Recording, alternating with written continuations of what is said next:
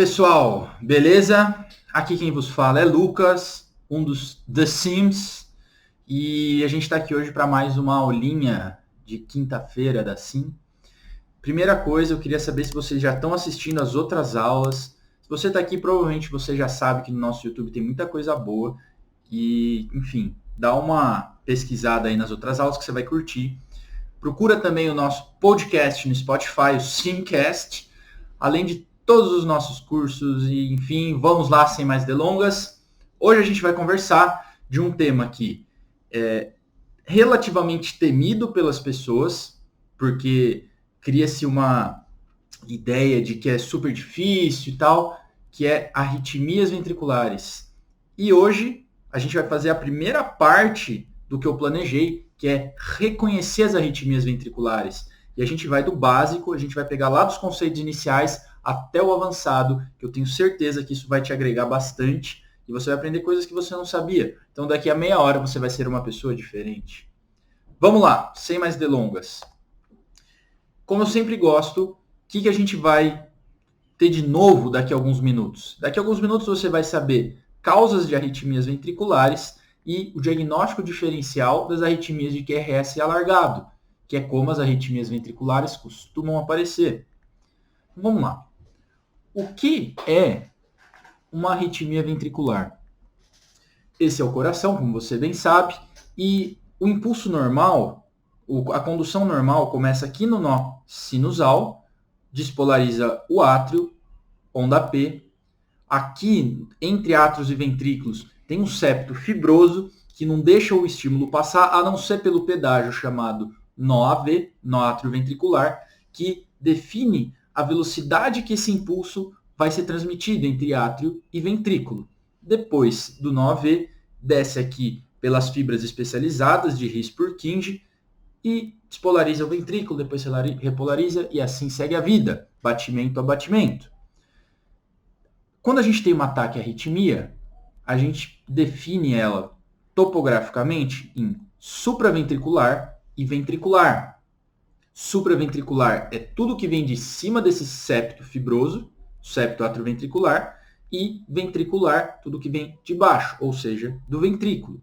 O termo arritmia ventricular é bem intuitivo. O que eu vejo confundir muitos alunos é o termo supraventricular, que às vezes é associado única e exclusivamente a ataque supra.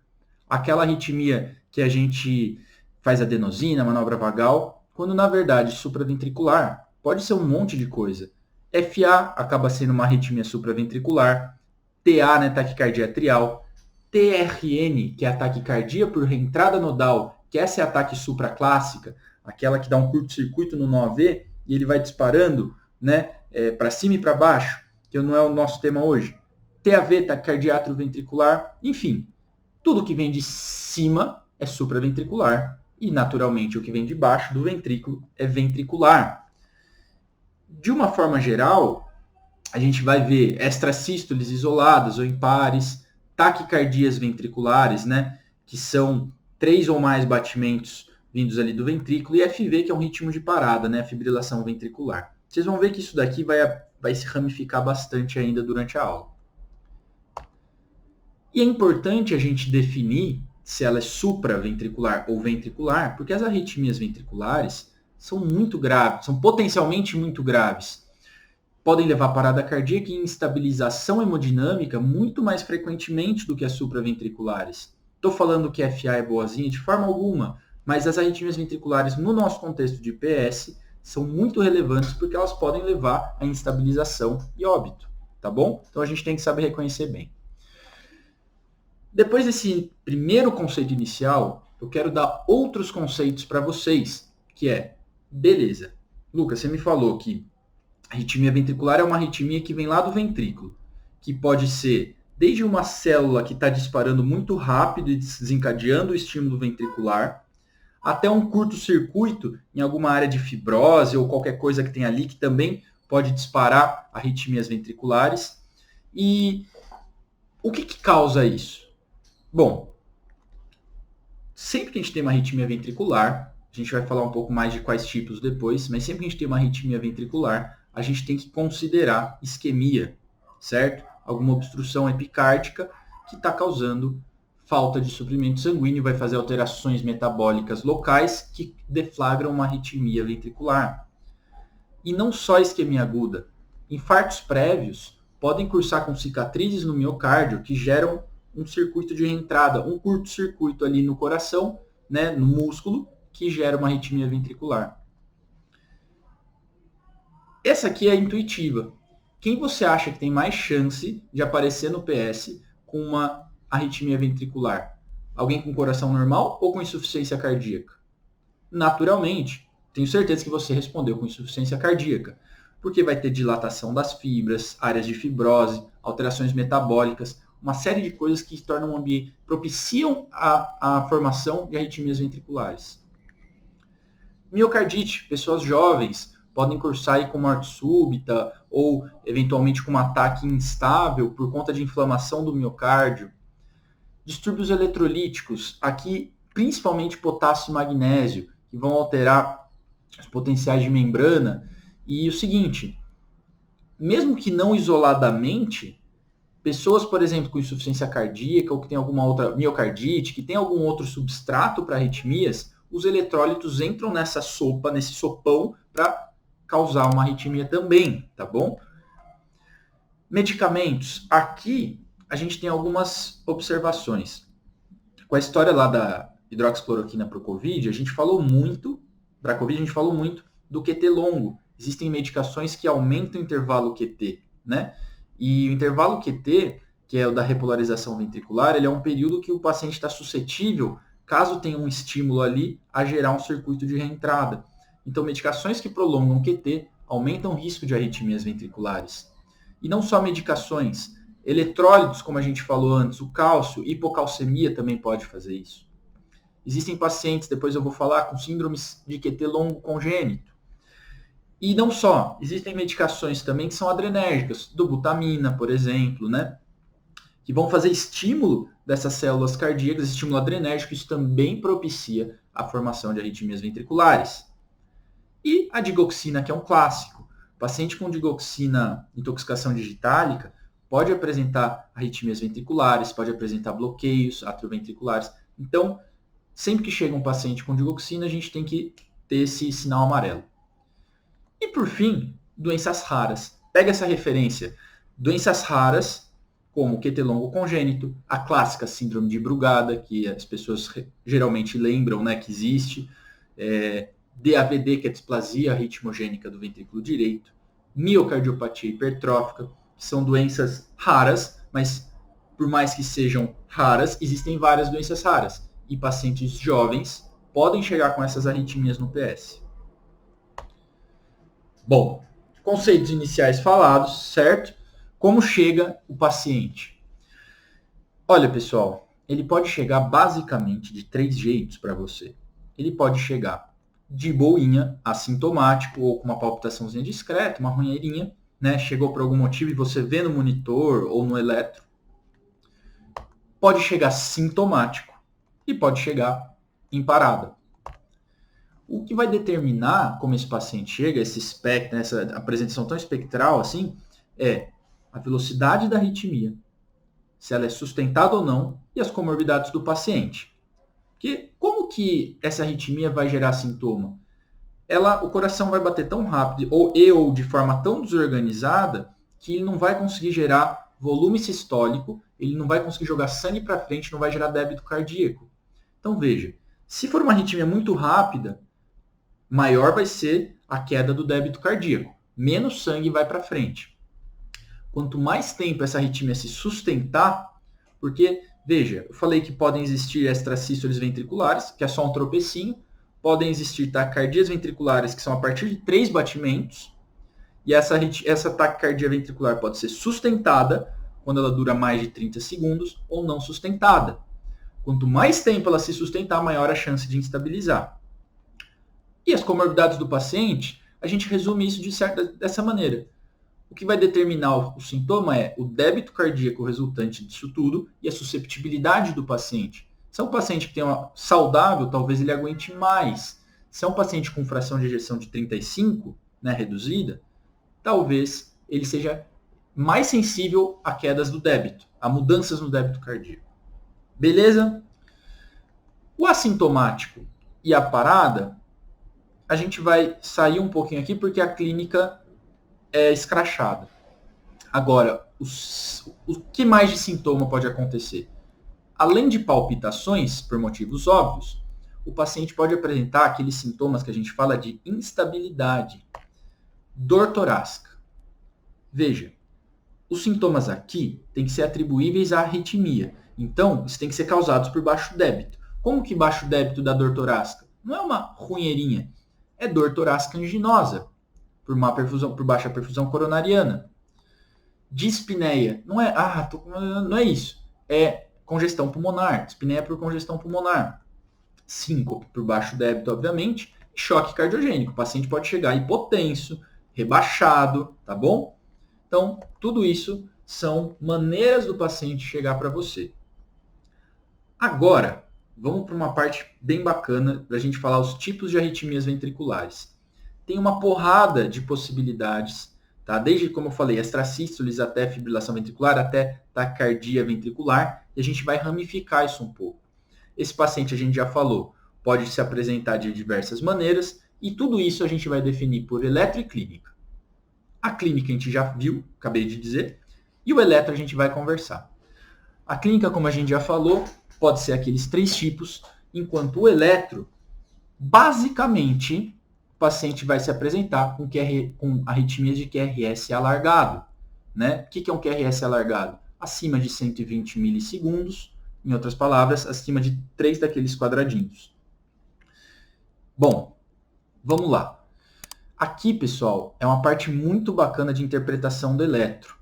E quando a gente pega uma arritmia de QRS alargado, a primeira coisa que a gente tem que dizer é: essa arritmia vem de cima ou de baixo? Como assim? O que vai causar um QRS alargado? O QRS é a despolarização ventricular. Ele vai ficar alargado se ele estiver sendo mais lento. O que pode causar a despolarização ventricular mais lenta? Isso que causa o QRS alargado. É o seguinte, vamos voltar então de novo. O normal começa no nó sinusal, despolariza o átrio, onda P. Para no nó AV, intervalo PR. Passa pelo sistema de condução especializado, QRS, estreito. E depois repolarização onda T. Percebam, eu falei que passa pelo sistema de condução especializado. Por isso que a condução é rápida. Quando acontecer um problema nesse sistema de condução, ou quando a condução não for por ali, o QRS vai ser lento. Então, o que pode acontecer? Pode vir um estímulo normal daqui, nó AV, e de repente tem um bloqueio de ramo. O bloqueio de ramo vai fazer com que a condução seja mais lenta. Por isso o QRS fica alargado. Ou pode ter um estímulo correndo fora disso daqui. Tem, por exemplo, uma célula do ventrículo, um cardiomiócito, né, um miócito que gera um estímulo, e esse estímulo passa pelo ventrículo, pelos músculos, célula a célula. Naturalmente, não é especializado para isso, não era para estar passando por ali o estímulo, o QRS vai alargar, porque é mais lento. Então, o passo número 1 de uma arritmia com QRS largo é a gente dizer se isso é de fato uma taquicardia ventricular, que é uma arritmia que surge do ventrículo e vai miócito a miócito, por isso é largo, ou se ela vem lá de cima, tá bom? E tem algum distúrbio de condução, BRE, BRD, seja lá o que for. Como que a gente vai, então, pelo eletro, dizer se é uma taquicardia ventricular ou se é uma supraventricular com aberrância? Existem diversos algoritmos para isso. Brugada, Verequei, Pava, Santos, que é brasileiro. E assim, os algoritmos são excelentes e você pode simplesmente pegar o celular e checar esses algoritmos, certo? O que eu vou tentar fazer aqui é simplificar a abordagem para você, para que na maior parte das vezes você bata o olho no eletro e consiga dizer se é uma arritmia ventricular ou supraventricular. O que eu vou fazer é o seguinte, eu vou pegar os 4 critérios e eu vou colocar talvez os itens mais simples de cada critério que você pode às vezes bater o olho e já dizer. Então vamos começar pelo Verequei. O Verequei ele vai olhar para AVR. Por que ele vai olhar para AVR? Lembra do círculo de Eindhoven que cada derivação tá dizendo respeito a um grau, né, daquele círculo. AVR é menos 150 graus. O que isso quer dizer? Quer dizer que a AVR está em cima e à direita. A repolarização normal, como a gente viu, começa em cima e à direita e vai para baixo e para a esquerda. Então o vetor aqui ele vai estar para baixo e para a esquerda. Ele é positivo em D1 e AVF, porque D1 é esquerda, AVF é para baixo. Então, ele lembra, sempre que se aproxima do eletrodo, é positivo. Então, como o estímulo, o vetor normal é de cima para baixo e da direita para a esquerda, ele é positivo em D1 e AVF, positivo embaixo à esquerda. AVR está no oposto, está aqui, ó, tá à direita e em cima.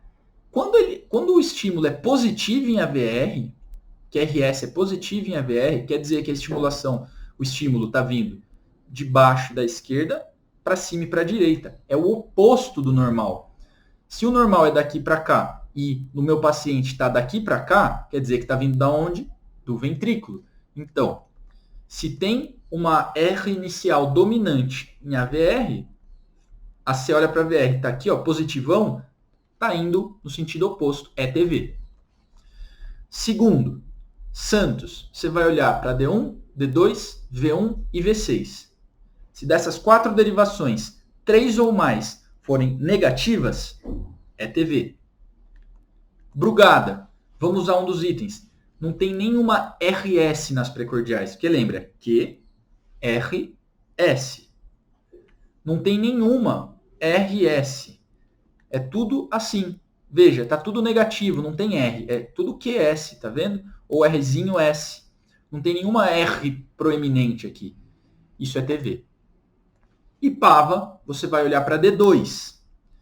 PAVA parece complicado, mas é simples e super intuitivo. Você vai olhar para D2 e ele quer saber, quer que você responda a seguinte pergunta. Muda a polaridade do QRS em mais ou menos de 50 milissegundos.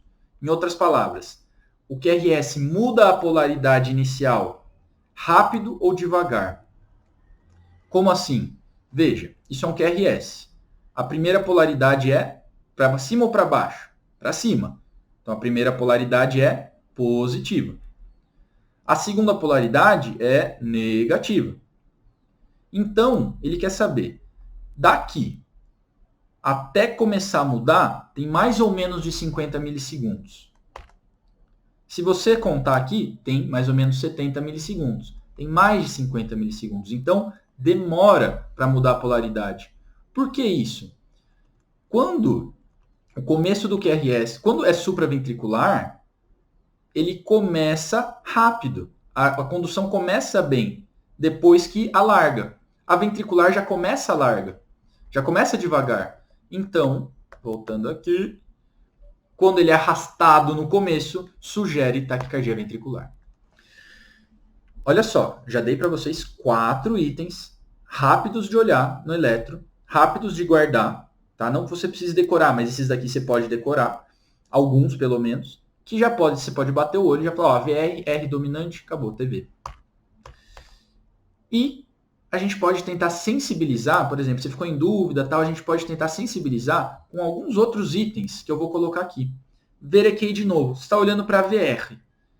Pelo mesmo princípio do PAVA, não tem uma R dominante, mas tem uma Rzinha, ou uma Q, que são lentas no começo, mais de 40 milissegundos, é TV. Olha aí, a VR não tem uma R-zona no começo, tem uma Q, mas olha como essa Q é empastada, né? Beleza. É lenta. E o Santos, lembra que era, você olha para D1, D2, V1 e V6, e eu falei lá, se 3 ou 4 forem negativas, é TV. Agora, se só 2 forem negativas, mas entre essas duas, for D1 ou V6, é TV também. Boa! Vimos alguns dos critérios que são fáceis de ver. Não precisa ficar fazendo muita ciência, são fáceis de ver. Eu vou dar mais 3 dicas e mais 2 dicas para você ver se é TV ou não. Primeiro, dissociação atrioventricular. Isso é legal e é importante você entender esse conceito. Por quê? Isso vai ajudar, inclusive, aqui e nos BAVTs. Por quê? O que é dissociação atrioventricular? O impulso normal começa no nó AV, no nó sinusal, e esse impulso vai gerar um impulso ventricular, certo? Vamos voltar para o nosso coração lá. Começa aqui, e esse mesmo impulso aqui passa para o ventrículo. Quando a gente tem, seja um BAVT, né, que não é o tema, desculpa, mas ou uma arritmia ventricular, que o impulso está começando aqui, o que acontece? O átrio e o ventrículo estão separados. O ventrículo está sendo dominado por um estímulo ventricular, enquanto o átrio está com o estímulo dele. Eu não vou conseguir fazer os dois ao mesmo tempo, mas o ventrículo está aqui e o átrio está aqui. Então, o que acontece? No eletro, você vê que o átrio e o ventrículo estão funcionando de forma separadas. E eu vou te mostrar como você vê isso. Se átrio e ventrículo estão dissociados, é TV.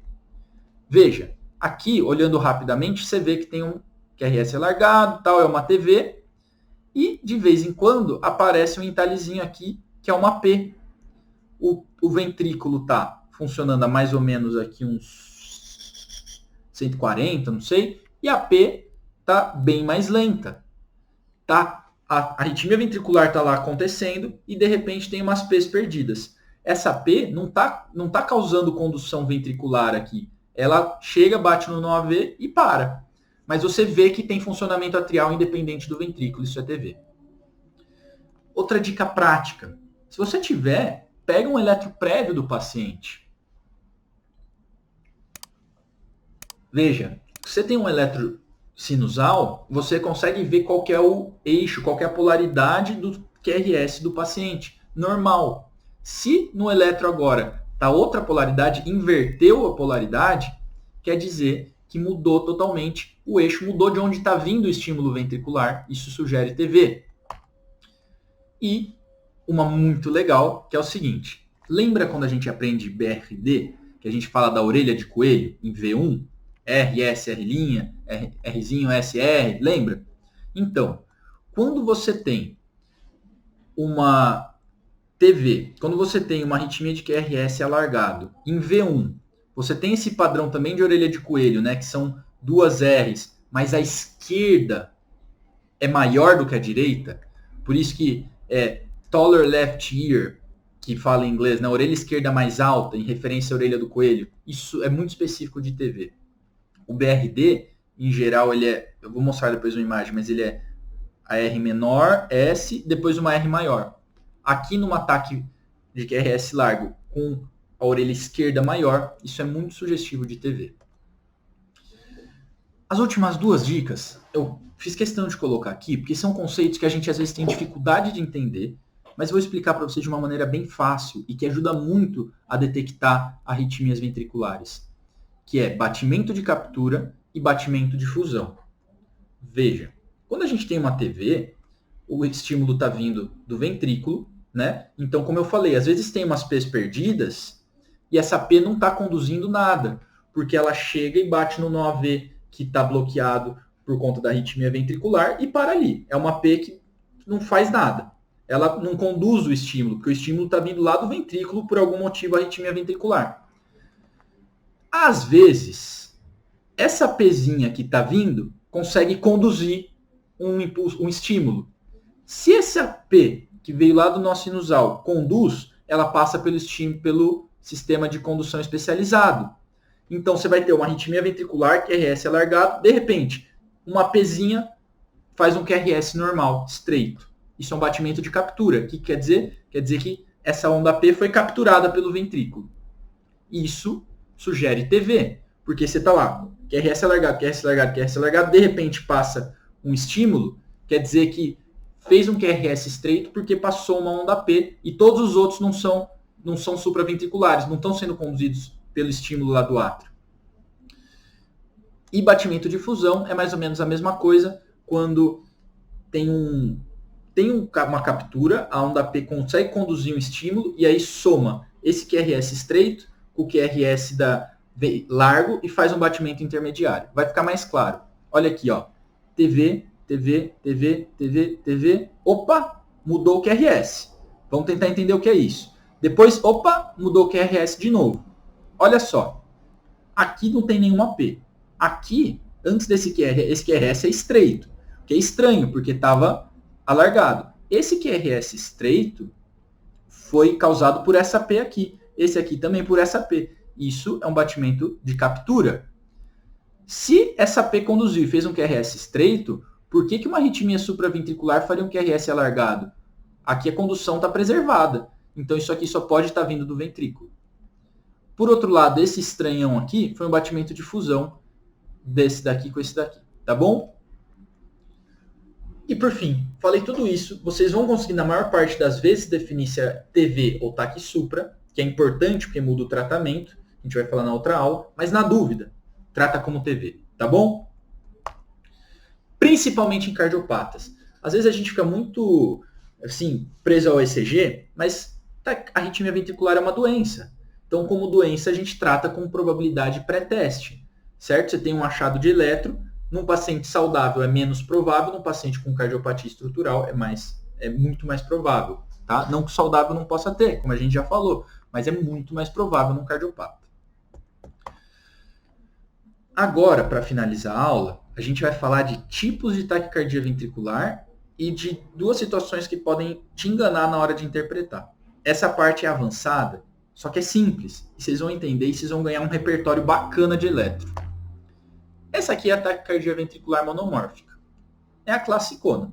Todos os QRS alargados, todos iguais, beleza. Essa é a polimórfica. O que é a TV polimórfica? Também é taquicardia ventricular, só que cada QRS é de um jeito, cada QRS é de uma polaridade, certo? Cada QRS tem um eixo. Então ela é polimórfica porque são vários tipos de QRS alargado. Isso até que se prove o contrário é causado por isquemia aguda. Tá? Essa é a dica. TV polimórfica, pense em isquemia. E, no entanto, existe um tipo de TV polimórfica que é o torsade de Poix, ou torsades de Pointes, que tem esse aspecto que está invertendo as pontas. Né? Ele está aqui, depois faz aqui, tem esse aspecto de inversão de pontas. O torsades, ele é causado habitualmente por um paciente é uma TV polimórfica, num paciente com QT longo. Então, para o diagnóstico, você tem que ter um QT longo no eletro de base, com extrasístole que cai ali no QT. Tá? Isso faz o torsade de Poix. É uma arritmia que muito frequentemente evolui com instabilidade e ausência de pulso, eventualmente. Tá bom? Agora vamos para a parte bem legal, que vocês vão ganhar. Esse aqui eu acho que vocês não conhecem, que é TV fascicular. Veja. A maior parte das arritmias ventriculares acontece em paciente que tem doença cardíaca prévia, tá? Diagnosticado ou não, que tem doença no coração. No entanto, tem taquicardias ventriculares que acontecem no coração estruturalmente normal, que são as idiopáticas. A maior parte vem do ventrículo direito, mas algumas vêm do ventrículo esquerdo. E a mais comum dessas é a TV fascicular.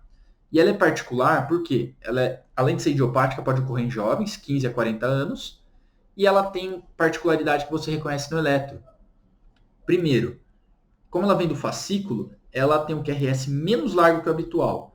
Pode ter ali 115, 110, 140 milissegundos. E ela tem um padrão que é esse aqui, ó, BRD. Ela tem um padrão de bloqueio de ramo direito. Olha para V1 como tem o RSR', né? E ela tem um padrão de BDAS, tá? Um eixo para a esquerda, ó. Lembra que eu falei que o eixo normal é para a esquerda e para a direita? Então, é positivo em D1 e é positivo em AVF.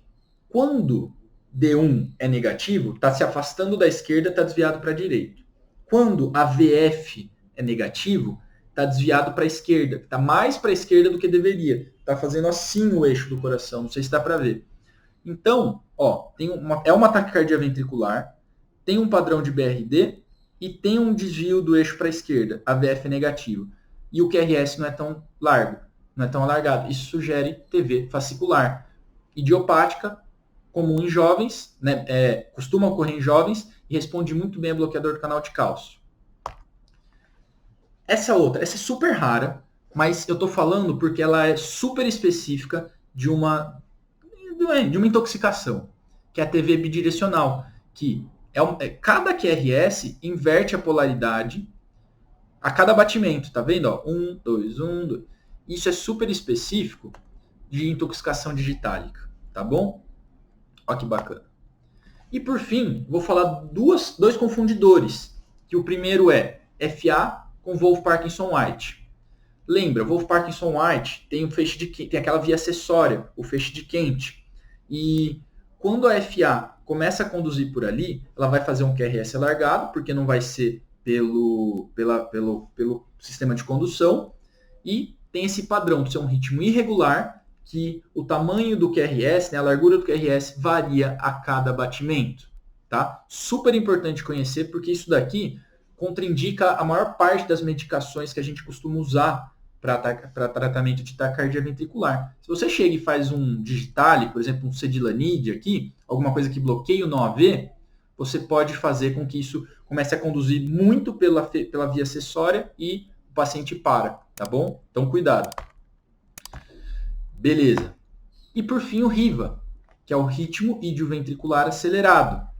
Isso aqui, pessoal, é um ritmo ventricular, vem do ventrículo, só que o que muda? O ritmo é entre a velocidade, a frequência cardíaca entre 50 e 100, mais ou menos. Isso está muito associado a ritmo de reperfusão. Como assim? Olha só que bacana. Você tem aqui um QRS largo, numa frequência baixa. Aqui você tem uns ritmos, uns batimentos de captura, que a gente já conversou. E vamos supor, isso aqui é frequente no infarto com supra, que o médico trombolizou com sucesso, e aí começa a ter o RIVA. Tá bom? Bom, só um agradecimento a esse site, Life in the Fast Lane, que foi de onde eu peguei as imagens dos eletros. É muito bacana, recomendo que vocês vejam o material deles. O site, se não me engano, é australiano. É muito bom mesmo. E espero que vocês tenham aproveitado. Se vocês aproveitaram, comenta aí. Eu pretendo fazer uma aula, vou fazer uma aula de tratamento das arritmias ventriculares. E é isso aí. Um abraço. Até a próxima. Sempre um prazer. Valeu! Obrigado!